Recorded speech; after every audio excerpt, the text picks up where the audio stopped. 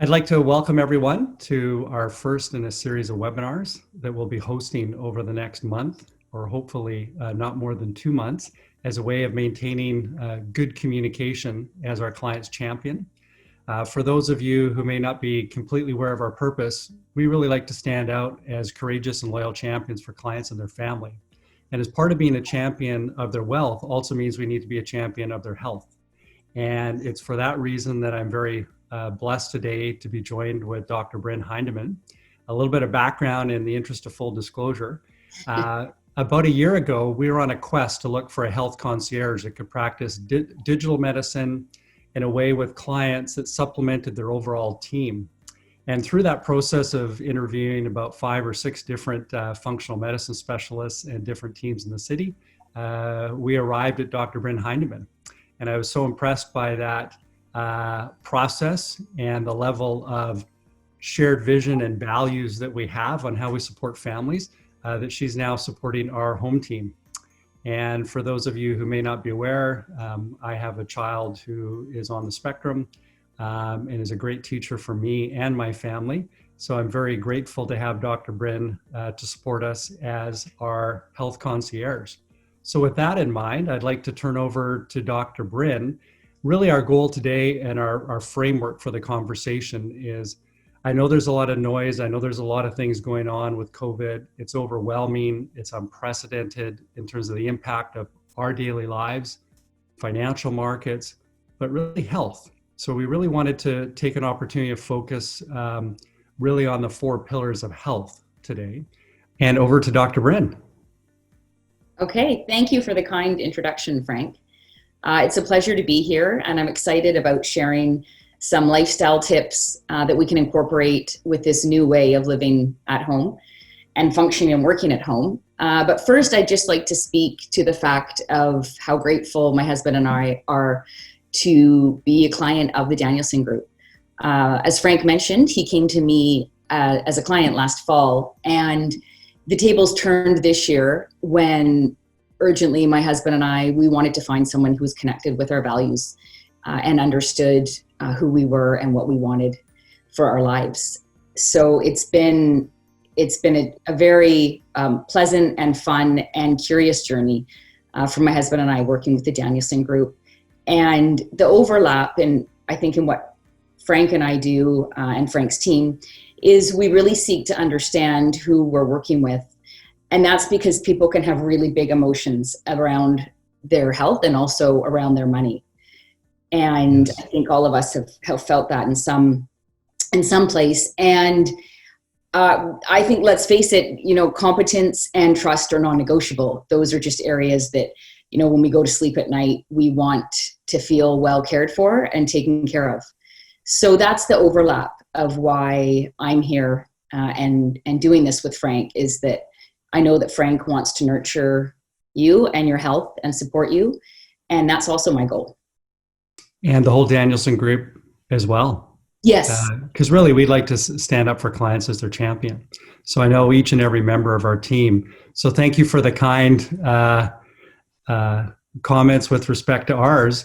So as we look, in this tremendous level of uncertainty, and we're all caught up in our homes, I must admit, in the interest of full disclosure, I'm in my garage. I happen to have some curtains hiding some boxes and a little couch behind me, but it's given me a little bit of quiet and peace of mind in a home with 2 dogs and a rambunctious teenager. So what are some of the things just that we can do in times like this to boost our health and our immune system and really take control of things in so many areas of our life that are out of control? Mm-hmm. That's a great way to frame it. I like breaking it down into 4 pillars so people don't feel overwhelmed. And so I look at food, physical activity and movement, connection with ourselves and others, and sleep, really good quality sleep. But just to backpedal, I think it's important where, we're forced to be at home, but also what can we do with this gift of time? And I think it's timely to be able to look at what our habits are now. And like you said, what we can change and what we can control when we can easily feel like so much is out of our control.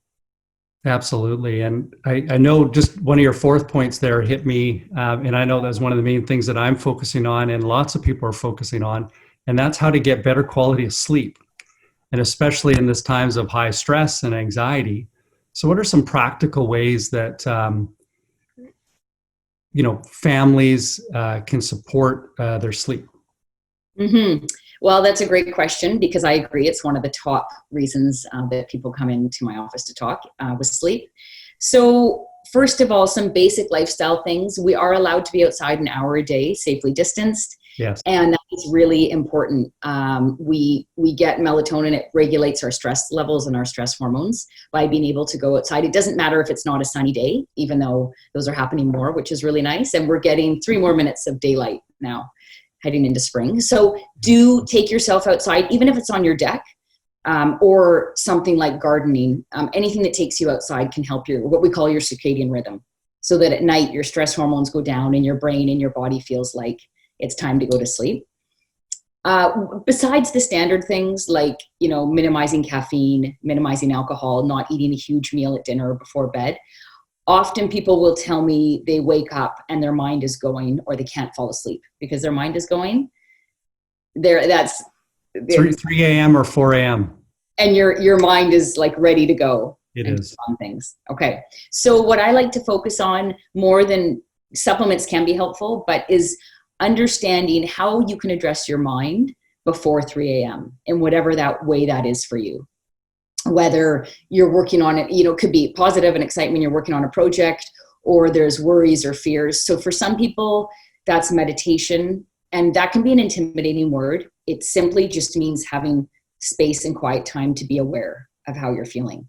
I know sometimes for me, I think I can't do this. I'm supposed to feel zenned out after, and I don't. And that's really not the purpose. It's just to create that space in your day, especially now, since all of our days are, physically at home, to understand and connect and be aware of what are the fears or the worries for all of us who have active minds, especially at night, to connect with that. And, or, physical exercise helps that, connecting with people, writing down things before bed, or whatever it is, to help the active mind. There are supplements as well and other lifestyle things, but I think really addressing the mental, emotional can be helpful. So very important. Mm-hmm.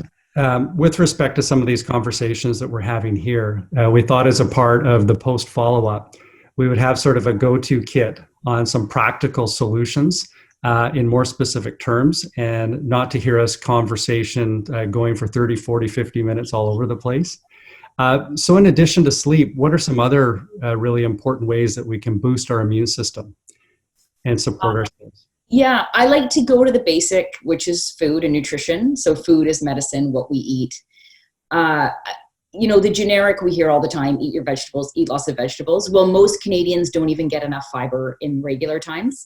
So the aim is 30 grams a day. So it's a great time. Why not? I mean, none of us are commuting. There's time in your day. Even if your work is still busy in your life, there are these pockets I'm finding where we do have time. So tracking your fiber, but what that means is you will actually get tons of antioxidants, which is what the immune system uses to fight infection.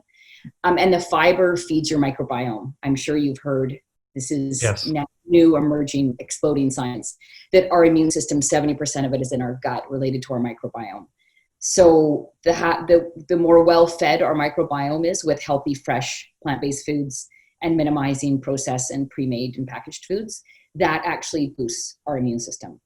And sugar will suppress white blood cell activity, I think, for 5 to 6 hours after you have it.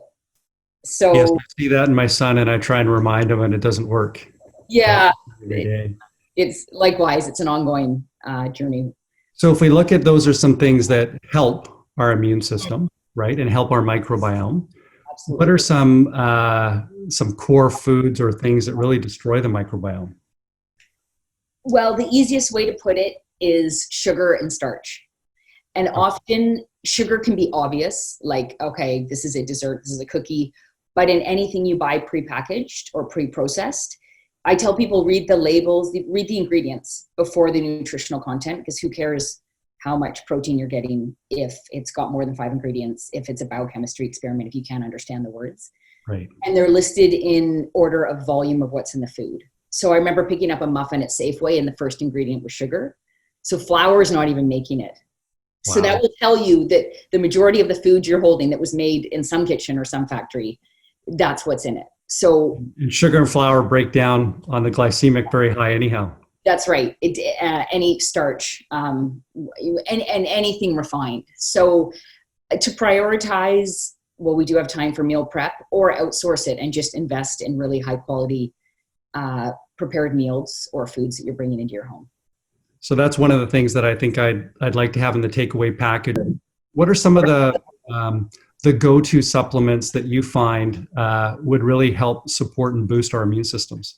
So I'm telling everyone now, increase your vitamin D3, increase your vitamin C, increase your zinc, and consider adding some very effective immune supplements like quercetin and andrographis. So, and by increase, I mean whatever your body might be used to. Like, people have different vitamin C tolerances. Some people take 1 gram a day, some people take 3 or 5. You just want to increase that to boost your immune system. Vitamin D3, we should all be taking.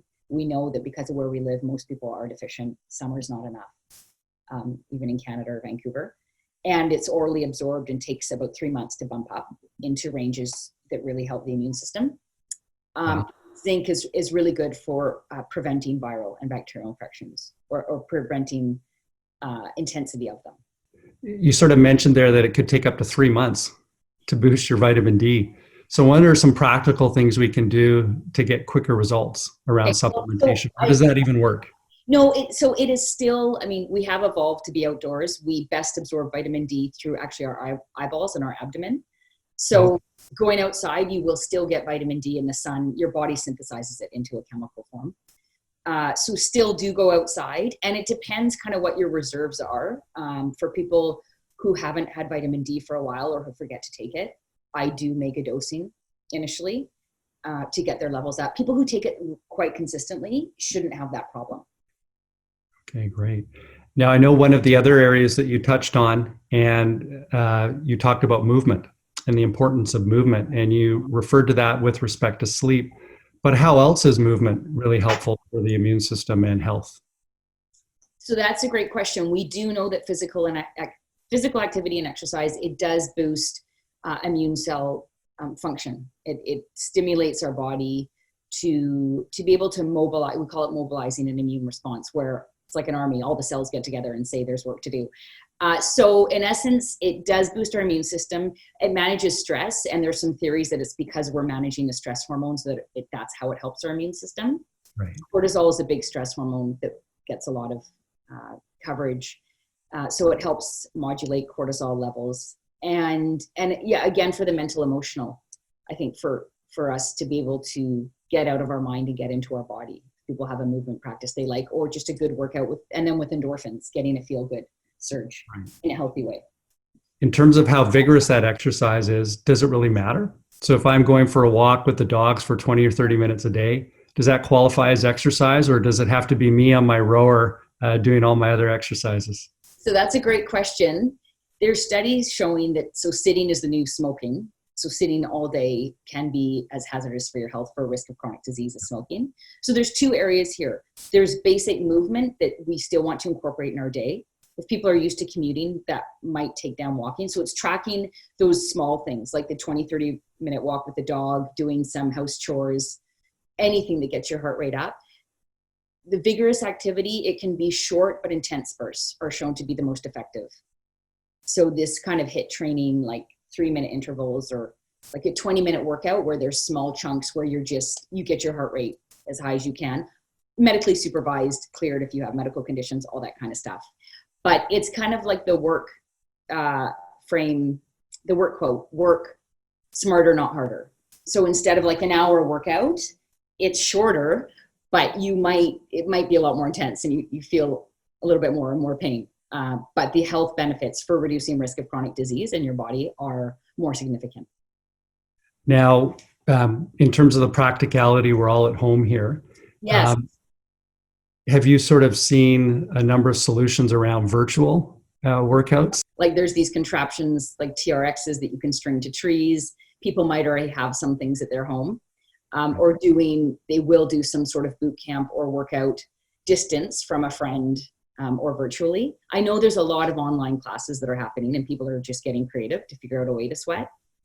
An accountability partner, I know that really helps for me, where it's just, you have someone that the time is there and it's like your work, but it's your physical activity. So we could even have a virtual walk. Yeah, exactly. Yes.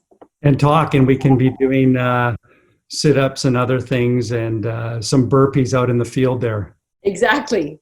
On a few blocks apart. Yeah.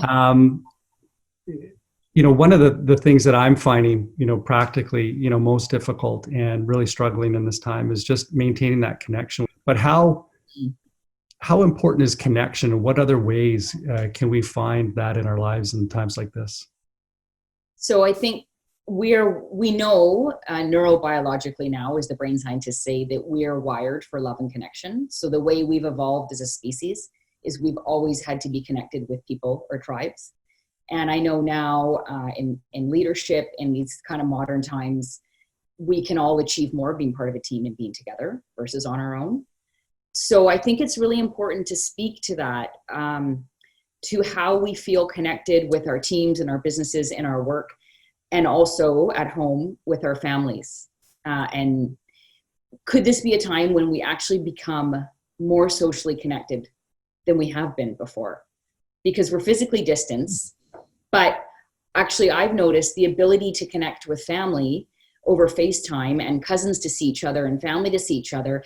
There's not time for that in all of our schedules usually. And these are on often different time zones or not.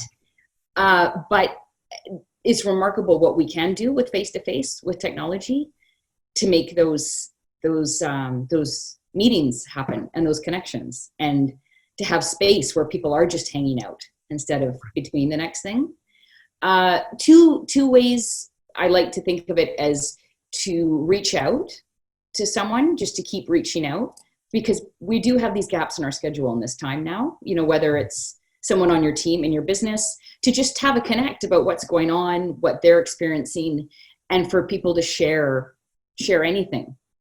I think to be comfortable to share. I know randomly this morning I had a text from my mom saying, I feel anxious, and I haven't heard that in a while. And when I hear that from someone I love, but the elderly are vulnerable. Yes. I probably should call my parents more than I do. Let's face it, we're all busy. But by people, when they show that vulnerability, I mean, I was there in a second. I just thought, this is a moment where I need to call my mom. And that could have been, a client, a family member. But I think if we can really share, especially in those moments of fear, what's going on for us, it fosters connection. So what I'm hearing there is, one of the ways is a champion for our families, right? And for the people that we love in our life, is being vulnerable. I know for some people that can seem overwhelming. I've read 3 or 4 of Dr. Brene Brown's book, from perfectionist also to vulnerability. What are some practical ways that when someone is opening up in that way, that we can really hold them and support them in times like that for those difficult conversations? Because a lot of people are hurting these days. Mm-hmm. That's a great question. What I find is when people know and feel that you can be there for them, and that you can drop what you're doing or message back and say, I'm free in 40 minutes, can we connect? When that trust is fostered, it decreases our stress response and we feel cared for. Yes. So I think genuinely offering and sharing that we are available for whatever comes up is really helpful for people to know and to feel safe, and that they have someone to speak to.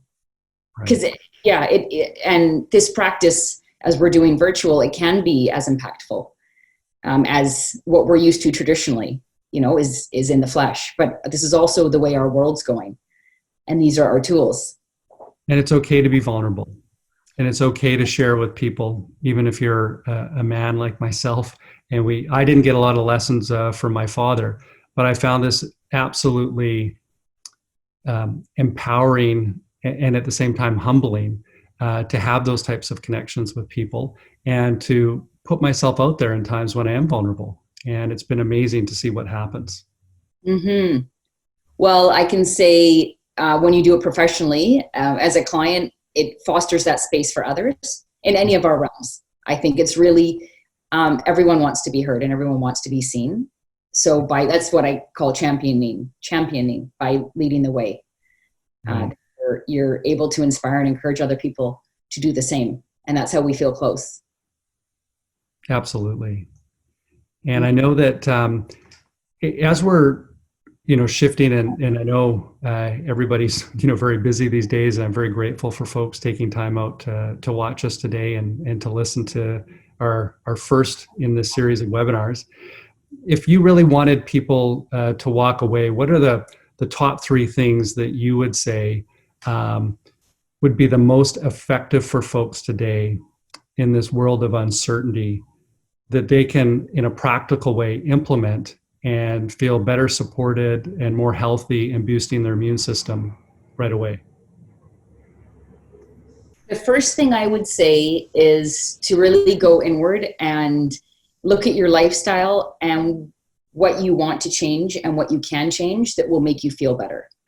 Because all of these things we're talking about are an attempt to make us feel better in the day-to-day and how we function and in our body so that our immune system is able to cope with anything, our physical health. But also there's a gift of time here.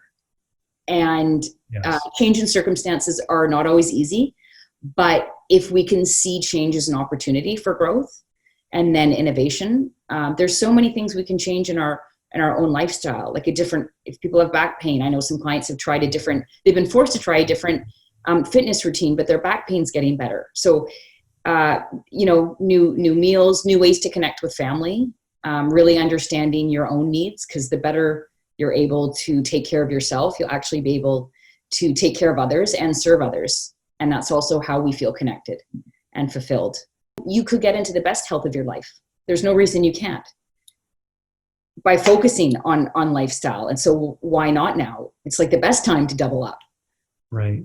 I know one of the things that's been very helpful for me over the last week, and thanks to my coach, Dav Barron, on this, is really getting back to that gratitude exercise and journaling in the morning and the evening. And this is something that's been on my to-do list for, I hate to admit, almost 18 months.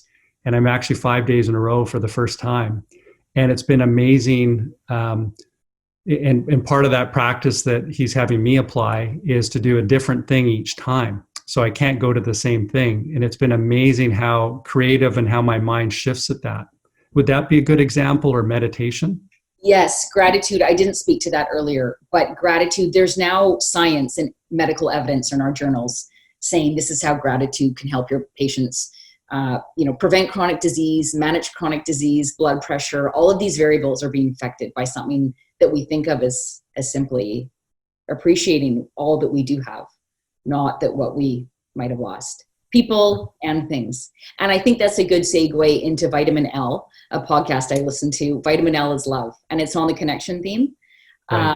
But, if we look at it as the practice of love, and we're all going to have to dig deep right now, I'm sure, especially if people have, big families or people in their homes, there's the simple demands and needs to meet, like feeding mouths and running a home and all the domestic stuff.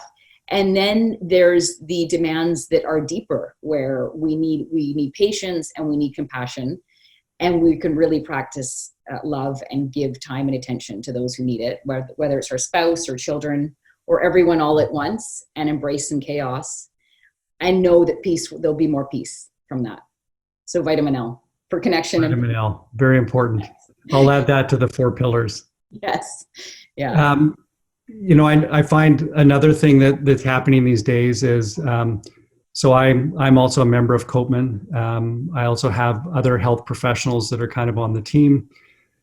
From your perspective, as a doctor and a functional medicine person, I'll give you 2 questions. First of all, if you could define the difference between medicine, traditional medicine and functional medicine. And number 2 is maybe comment a little bit about the doctors and medical specialists are out there and able to support in this virtual environment where maybe people don't think that they are aware. So sorry to give you a loaded question. I think that's very timely. So an easy way to describe Western allopathic medicine as we know it is, as a Western trained doctor, we can help you once you have a diagnosis or a disease. So we screen and we test you to see if you're getting anything like high blood pressure, diabetes. But if you don't have it, we just say, the usual stuff: exercise, eat well. If you smoke, stop smoking, reduce alcohol, and don't stress. Then there's always a gray zone. So we don't go from healthy to sick overnight. Like blood pressure usually gradually rises, blood sugar, these gradual changes happen. In Western medicine, we wait until you're in the red, until there's a diagnosis. In functional medicine, it's called functional because we're often working in the early stages of dysfunction. So we're seeing trends in your body physically and symptoms or signs in blood work and saying, okay, this trend is starting for inflammation, which is a root cause. How can we prevent that before you get a disease? And the most powerful interventions are lifestyle. And again, we now know that there's evidence and data. Medical schools are now scrambling to try and understand how to teach that. So we're focusing on dysfunction as a functional medicine doctor. But the other thing is Western medicine works in silos. So if you have a headache or migraine headaches, you're going to go to a neurologist. If you have irritable bowel syndrome, you will go to a gastroenterologist. So you might see 6 different specialists, all related to different parts of your body, but they work in silos and there's no communication because the model evolved believing that those systems were all separate. And so now we know that the body's interconnected and intertwined on every level.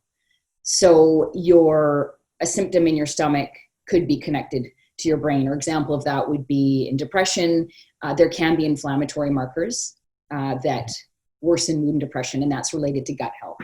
So that would be an easy way to put it. A functional medicine doctor would look at everything, including all of these pillars of your life that could be impacting your health and pushing you towards disease or pushing you towards health. Yeah, very much in a holistic, whole body sense, but again, being proactive. Being proactive and body, mind, spirit. And we've talked about this, but we now know how much our mental psyche has an impact on how we feel day to day, but on our health long term. Absolutely. And I guess the 5th dimensions are how we think. Yeah, exactly. Maybe one of the most powerful, how we think. Now that second part to the question that I shared. So how can some of our clients reach out to their existing healthcare team, and are they available in this sort of format in digital medicine today? I know you're sort of speaking with folks in the functional medicine community. I know you practice digital medicine. Yes. But are there traditional medical practitioners available? We have to do virtual medicine. So if you're part of an MSP clinic with a team of doctors or your own doctor, unless there's something deemed medically urgent, it's all now virtual. Right. The college has caught up really quick since, I don't know, we're now a month into this, loosening its guidelines, but also saying this is what you have to do. But it appears that a lot of patients aren't aware of that, and maybe how would they, because it's never been done that way. So call your office. Hopefully you can get through and find out. And, places like Coatman, I know they've embraced the virtual model more recently, I think in the past year. And I think there's a lot of discussion as we come out the other side of this, the world is going to be a different place. Yes. And I think we're going to see a lot more digital medicine and virtual care, which is exciting because we talk about time, but there's commute time. You got to get to your doctor's office. Hopefully you don't have to wait. If you do, it could be a while. And then you've got to get back to your work. So, when we really know our clients, we don't have to always see them in person. There's times absolutely when we do, but that's why the continuity of care is great. Right. Is there a question that you feel that today you would have loved to me have asked, and I haven't asked, to give you an opportunity to share something that we didn't get a chance to dig into? I'm trying to think of all the pillars we went over. Food. You know what? There's one thing on food and alcohol or wine. So one thing I often say is just don't have it in the house. Not to take any enjoyment out of food, but I think a great way, now there's the one thing, if you don't have something in your kitchen that's, you shouldn't be eating, is full of sugar or maybe a lot of alcohol, right. You have to go out and buy it and plan for it. Well, now you probably have to deal with a huge line. So there's 2 reasons to not do it, but to actually be more conscious about when you do want to do that, to make it special and plan for that, to have foods you enjoy that hopefully are still from healthy sources, but that are high sugar or high starch, or you're having alcohol in the evening. If you don't have 6 bottles or 7 bottles of wine at home, it's a lot easier to not have that bottle a night or half bottle a night or whatever. It's just a night where you're going to have wine, and then the next night you can't really open up the cupboard and do that. For those who have a wine cellar, I don't know what the answer is, the solution is. Well, I know for some of our clients, this has helped making this journey a lot easier. Oh, so good. And I can't overestimate this enough, how difficult this time is and how challenging it is in our daily lives, our routines. That's maybe one thing that we didn't touch on. How important is it to kind of reinitiate a new daily routine? I think it is really important. And I know my own experience was there was this kind of COVID romance period, and there's nothing about this that's romantic, but all of a sudden, having all of this time, I found myself, I was able to catch up on projects and have time to read and have a mini break and holiday. And of course, I didn't feel guilty because there wasn't much work and nothing was moving. But now the rhythm's picked up, schools are back in, we're trying to establish schedules, and without a routine, it's really hard, I think, for us to feel balanced and to feel healthy and to experience good sleep. We need holidays to take us away and out of our rhythms, but more than anything right now, understanding our own needs and what we need so that we can be our best. Professionally, if we're working from home, personally at home, is to really take some time and hone in and remember what you can change in your home or home environment, how you can do things differently. Garden. I know one client started gardening, and they're out in the sun, they're getting vitamin D, they're still isolated. Soil's good for your immune system. Apparently there's a study that hands in the dirt improves sleep quality, but just to be creative in the space and to find a routine. Very important. And I know just watching the daily news cycle, which I've shut off now effectively, and just do a 10-minute diet in the morning on my BC COVID update. What are some things as we start, and we will get to the other side on this eventually, and I understand and appreciate it is very difficult over the next several months and this level of uncertainty, but what are some of the things you're looking forward to, out of this? Oh, I really like the way you frame that. I've just got huge curiosity about how much is going to shift when we're out of this period. Yeah. How many people really need to be in the office 5 days a week? I'm actually a proponent of maybe 4 days a week, or you can actually have more time for yourself, but be just as effective if you want to work from home or you can work from home. Right. I think it can be better. So how are our working environments going to change? And what might we have learned about ourselves, having the gift of time and the gift to go inwards and not have to do things all the time? Like, I know personally, sometimes I feel like I have to go outside of the home and do things to feel like a productive human being. Right. I'm sure a lot of us feel that, whether we're running a home and a family or in some sort of office. And I think we can all remember who we are and how we show up. Right. Well, I think you raised a pretty important point there that I'm still working on quite a bit, is just being kinder to ourselves and giving ourselves a break these days, that we're not going to be perfect. Yeah. We're far from perfect these days. Keeping our emotions down at times like these, just that low burning anxiety. So I think that's just so important to be kind to ourselves. Mm-hmm. As you look into the community, what are some of the things that you've sort of read that make you feel more hopeful in terms of COVID in particular, in terms of the different solutions as they might unfold, or the timelines in which they might unfold? And I know there's a lot of news cycles on that. What are some of the things that you see in that way? Well, I think something that is really inspiring and empowering is that our behaviors are having an impact. So I know in BC, I'm sure you've seen this, but the curve is flattened right now. Yes. We're also being lauded as a province who's leading the way nationally, and that we've been able to do this most rapidly.